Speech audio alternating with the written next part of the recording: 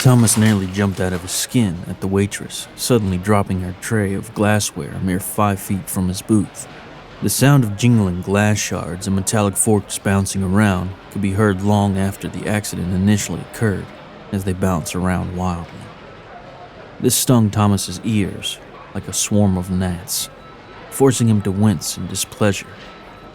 He looked up at her, very annoyed, and clutched at his chest instinctively.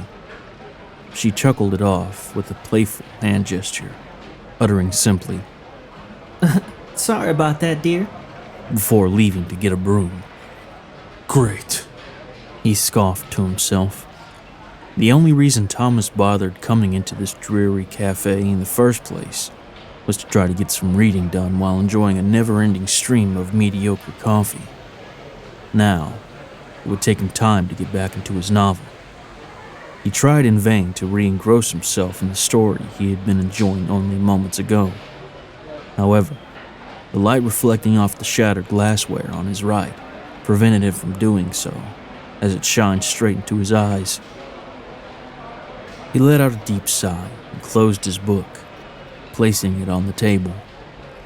When he did so, he caught the eye of a strange-looking man staring back from the booth across from him. This naturally caught him off guard. Thomas had deliberately chosen the booth in the far corner of the diner, so that he would be alone. Perhaps the man was waiting for someone, he thought. He turned to look outside the window, expecting to see somebody approaching the restaurant to meet the strange man. When he did so, however, he saw nobody behind him. Okay, Thomas thought. So, he is looking at me. He turned back around, but to his surprise, the man was gone. He was no longer at the booth across from him. Good morning, sir. The man now stood directly at the edge of the booth next to Thomas. Jesus Christ, he shouted, once again clutching his chest in reflex. Oh, my apologies, sir. I didn't mean to frighten you. I'm but a simple traveling salesman. I was wondering if you might spare me a moment of your time. Look, buddy, he retorted, sounding audibly pissed beyond belief. I ain't buying shit from you, all right? Just leave me be. Oh, but I must insist, sir. The offer I have prepared for you today is simply too good to pass up without at least hearing the offer. I would feel just terrible if you weren't at least made privy to my product before you politely told me to fuck off. Thomas looked up at the man, perplexed by the last line. He spoke like someone from a used car commercial, undeniably disingenuous in his projected positivity. The last line had an air of condescension in it, yet he smiled the entire time he did so. The man projected power through his candor and mannerisms, as though he performed this speech 1,000 times, and Thomas was just like any other client for him. It was as though he were child's play, and the man knew exactly what to say to get what he wanted. I'll make you a deal, sir. If I haven't caught your attention by the time our lovely waitress returns to clean up this mess, you won't even have to tell me to leave. I'll depart of my own accord. Now calm down. Thomas finally had a chance to look the man over. He wore a pitch-black fedora with a stripe of purple encircling the base. Subsequently, a near-black business suit with a purple tie. He had visible wrinkles along his cheeks and under his eyes, which were the only identifiable signs of the salesman's age. Thomas estimated him to be in his mid-40s. His shoes were shined to near perfection and contrasted drastically with the shards of glass beneath them. In his right hand, he held a briefcase. The briefcase bore an odd-looking golden sphinx-like symbol at the center and was chained to the man's wrist. What an odd look. I can see you're thinking it over, sir, he said, interrupting Thomas's thoughts. That shows me you're intrigued, and that's all I need, he said, sitting across from him. Thomas went to raise a finger in protest, but it was too late. The man sat comfortably on the bench, his fingers interlocked and resting atop the table. He stared at Thomas with hungry eyes, and an equally hungry smile.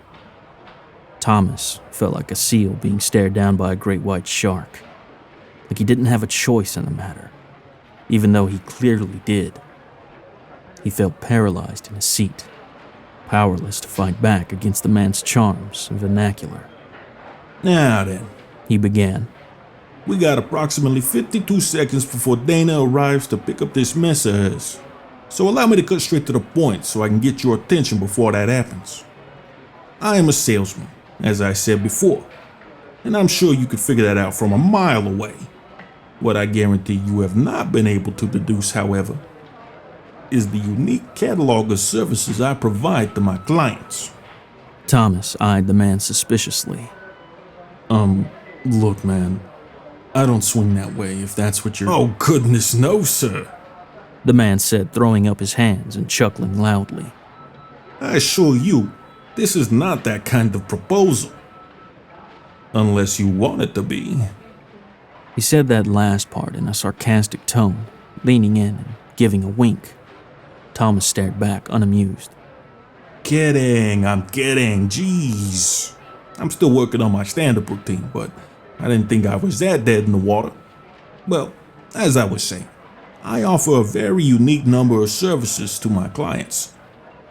The one I have prepared for you today is tailor-made for your predicament. How long did the doc give you, Thomas? 6 months at most, right?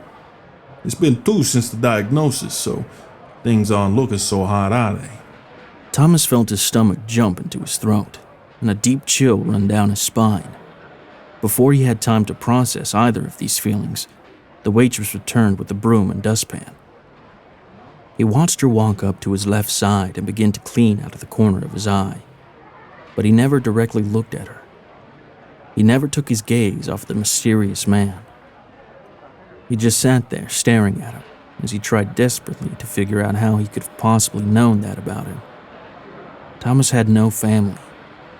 He had confided the details of his condition to nobody other than the doctor and a single priest. So how could this man possibly know that about him? Has this guy been following me? What else does he know about me? Could I— Thomas! The man shouted, interrupting his thoughts. Huh? He replied. The lovely waitress here asked you a question, Thomas. It's not polite to ignore somebody when they speak to you, let alone not even look at them. He turned his gaze to the waitress.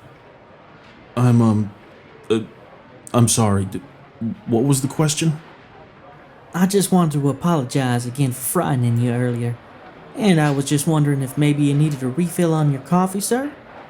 He looked back at the man, who now had his elbows on the table and was resting his chin on his interlocked hands. Well, Thomas, a fresh cup of coffee sounds good right now, doesn't it? Turning back to the woman, he muttered softly. No, thank you. She nodded and walked off with shards of glass in her bag, leaving the two of them alone. Now I have your attention, don't I? He said, curling his lips into a mischievous smirk. Who the fuck are you? Thomas retorted. I already told you, sir. I am but a simple traveling salesman. I live for the thrill of the sale. I make my living wandering from place to place and providing my services to those in need I encounter all over the world. And you, my friend, are in dire need of my services. I assume you'd feel more comfortable talking to me if you got my name, though. So, you can just call me Vito. Okay, Vito. How do you know about my situation? Oh, I know much more than just your situation, Thomas. The mention of his name once again sent chills down his spine. He never told the man his name, nor did the waitress call him by it earlier. Obviously, I know your name. I know about your condition. What did the doc tell you exactly? That only 3 out of 100,000 cancer patients get heart tumors a year? Lucky you, am I right? Thomas stared blankly back at him. More so than that, I know you're— He paused momentarily as he playfully stroked his chin, making it seem like he was struggling to find his next words. Blood type, last name, mother's name, favorite movie, Job you had when you were 23 years old, and I know the name of the hooker you were with 3 weeks ago. Oh? Oh yeah? Tell me then, he retorted, crossing his arms and feigning an aura of confidence. The man cracked his knuckles before speaking back up. B negative, Taylor, Veronica, RoboCop, which personally I think is a badass choice. You were a cashier at the supermarket for way too long since your boss didn't really need any additional managers, and her name was Lily. I also know about all the sick and depraved things you did to that poor woman, Thomas. I can't say I blame you though. If I knew I was kicking the bucket, I would want to do as much as possible myself. Personally, I've always wanted to get someone that— All right. I get it. You know a lot about me. So what? Is this some kind of scam? Are you trying to blackmail me? Blackmail? Vito sounded audibly offended at that notion. Jesus, Thomas. What do you take me for? This is not blackmail, and I assure you this is in no way a scam. I simply want to sell you something. Yeah, right. He said, sipping his coffee. You just want to sell me something, and that's why you've been spying on me for God knows how long. I have not been spying on you, Thomas. I simply know these things. It's one of my many talents. One of the perks of being me and doing what I do, you could say. Selling stuff lets you know everything about a person, huh? Nah, something's not right here. Just what kind of salesman are you exactly? With a slight curl of his lip, he slowly placed the briefcase that had been sitting on the bench onto the table and turned it around so the opening faced Thomas. One of a kind. Before Thomas could respond, Vito rotated the dials on the case lock to read 805 and unlatched it, exposing its contents to him. What lay before Thomas in the case was something he could have never predicted. Never in a million years would he have guessed the cargo this man had been carrying with him all this time. Nor would he have guessed such an item was attainable, let alone comprehensible to exist. When the salesman opened the case, Thomas found inside of it everything. Galaxies of varying sizes and brightness spun beautifully within the padded interior. Creatures whose origins were known to no man seemed trapped within it and beckoned upwards towards Thomas as they stretched their arms as if asking for help or freedom. Mysterious doorways that hovered all around led to a potential litany of dimensions and worlds.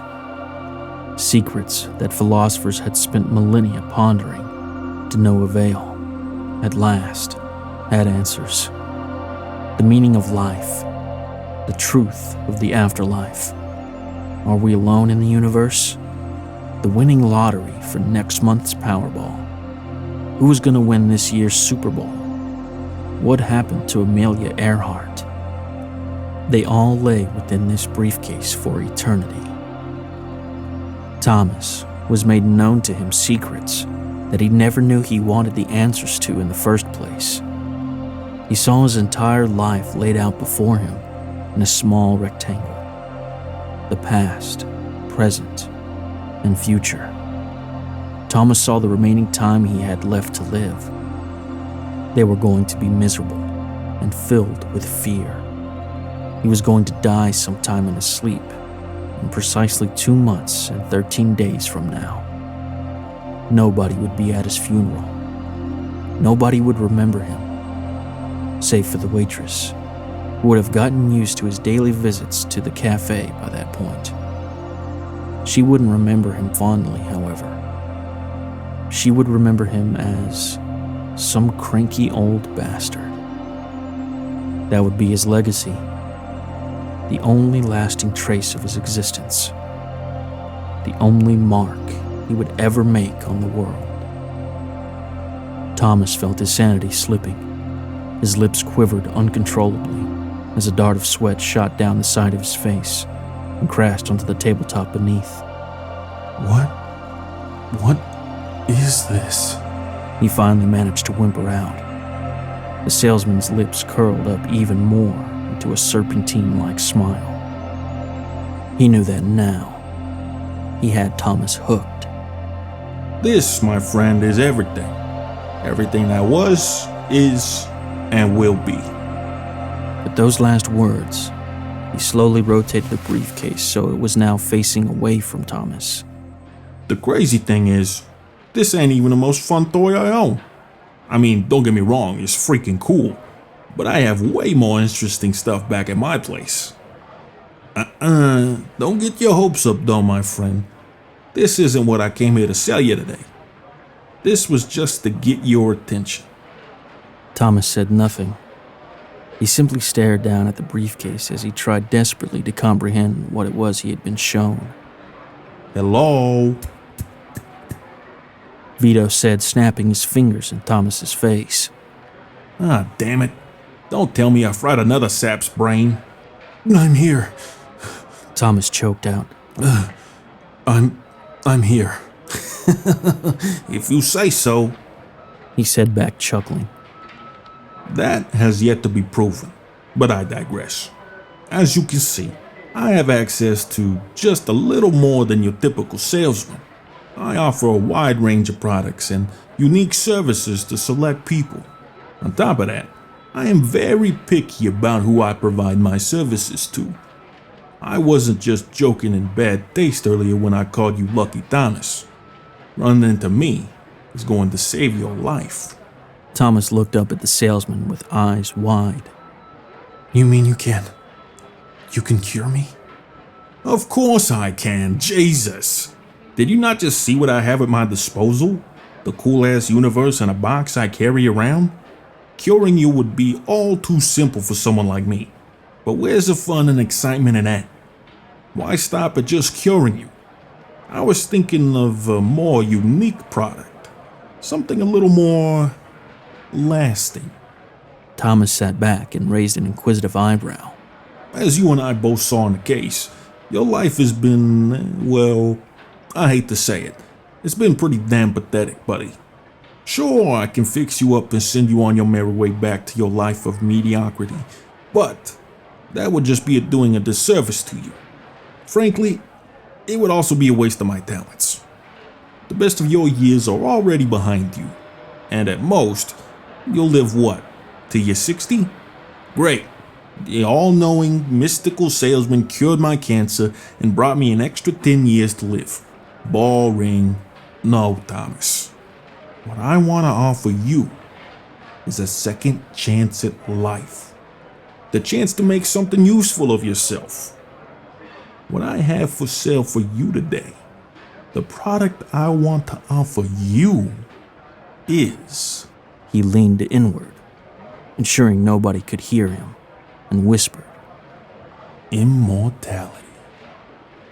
They sat there in silence for a few moments after that, analyzing each other. Thomas searching for signs of danger, and Vito searching for signs of weakness. Like a mental chess game, they appeared to be thinking through all the intricacies of the proposed offer. An average man would have laughed off the notion as a joke. At that moment, however, Thomas was not just an average man. The contents of that case had shattered his worldview and proven to him that this salesman truly did possess powers far beyond his comprehension. If this was a scam, it was the most intricate and multi-web scam ever conceived. Why him? Thomas wondered to himself. Why does this man want to make a deal with me, of all people? What does he want from me? I can see you're thinking it through, Vito said, interrupting his thoughts once again. You're thinking through the intricacies of why you, right? How did you know? Hello, all-knowing mysterious salesman here. Have we met before? He interrupted, joking to himself. Plus, I've had this conversation 1,000 times with 1,000 different clients all over the earth and across the cosmos. This is always the part of the transaction where the questions arise. So allow me to put your mind at ease. Why would I bestow this unique gift on someone as insignificant as you? Well, it's as simple as this. We just so happen to be in the same room today. Lucky for you, the stipulations of selling to you would benefit me in particular. This leads me to the other caveat you're pondering. Payment, right? Don't worry. I see you racking your brain trying to think of what someone like me could possibly ask of you. Well, I'm not gonna ask you for anything that crazy. Just a tiny thing that will soon become irrelevant to your newfound eternity. All I want in exchange for you becoming immortal is your car. Thomas tilted his head and let out an audible, Huh? That's right. I like your car, Thomas. Mine just so happened to kick the bucket a few miles south of here. So I'm currently on the market for a new one. He leaned backwards, gesturing towards the dirt road as he spoke that last line. Why not just pull a new car out of that damn briefcase of yours? I mean, I could, but I like your car, Thomas. He said, turning back and pointing a finger at him. Plus, I never make a sell for free. I don't do charity and never will. Gotta give something to get something, you know? It's a matter of principle for me. So what do you say? Are you ready to finally make something of yourself? Are you ready to accept my offer today and become immortal? Oh, am I kidding? Of course you are. A smart guy like you wouldn't turn down an offer like this now, would you? Thomas sat there in silence for a moment, pondering it. His thoughts began to run wild as he conversed with himself, trying to reach a decision. He just wants my car? This is all so strange. Everything seems like a big game to this guy. But then again, when you're hauling around a universe in a box, I guess everything would seem like a big game to you. Maybe he really does just like the look of my car. Maybe he really wants to help me. But he can't do it unless an exchange of some kind is made. Or, as I thought earlier, he's bored with his infinite power and is just fucking with me to pass the time. Either way, I saw what my life turns into without this man's help.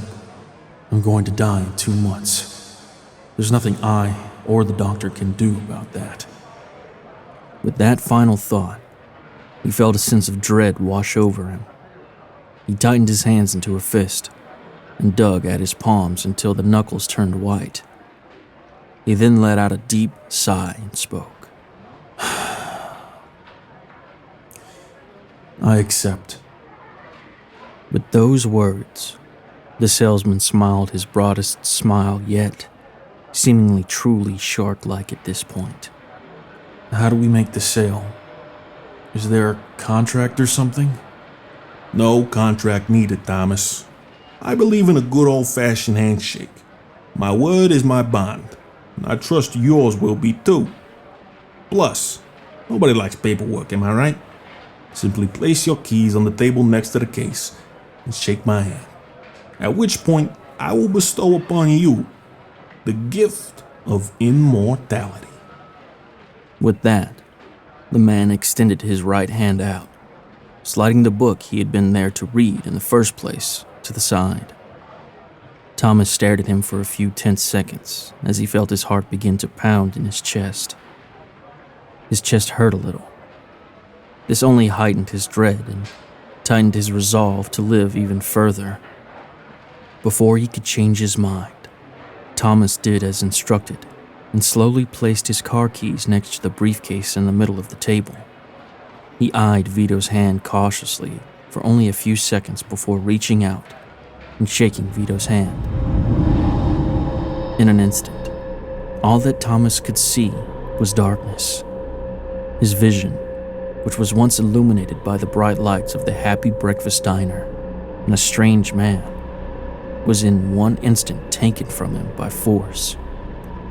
He was now completely surrounded by a sea of black that seemed to smother him from not just all angles outward, but inward, as though his spirit were being consumed by it. He could feel nothing, hear nothing, and see Nothing. He looked around, trying to identify his surroundings, but found nothing but black wherever he looked. There was no bottom, no left, no right. It was just an empty black void. He thought he could make out a twinkling of stars far off in the distance, but they were faint and barely visible. Then he looked up.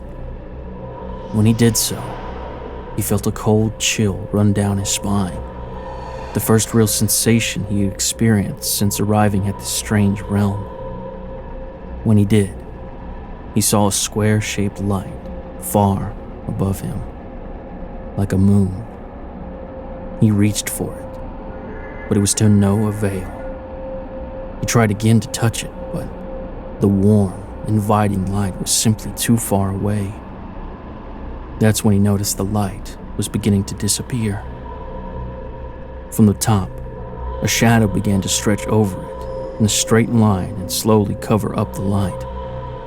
At first, Thomas felt nothing in his newfound void. He wasn't even sure he could feel his own skin. But suddenly, he felt a push. Then another. Then a scrape.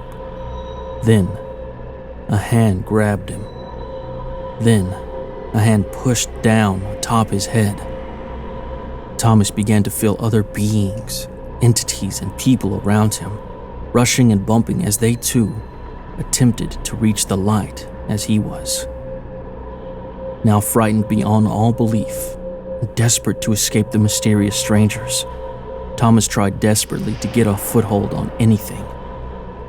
He kicked around, feeling for anything he could push off of to gain height and escape to the square above, but he found nothing.